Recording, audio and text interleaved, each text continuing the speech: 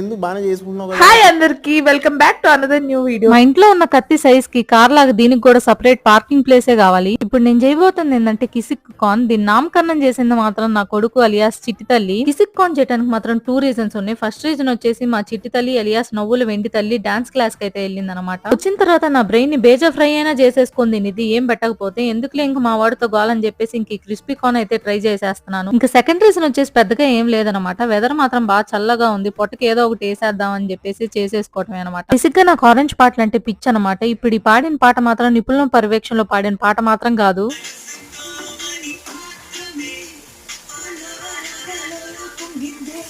Final గా నా కిసిక్ కాన్ కూడా రెడీ అయిపోయి వెళ్ళి మా హర్షిల్ని కూడా అయితే తీసుకొని వచ్చేసాను అనమాట. క్రిస్పీ కార్న్, క్రిస్పీ కార్న్ హర్షి కిసిక్ కార్నా.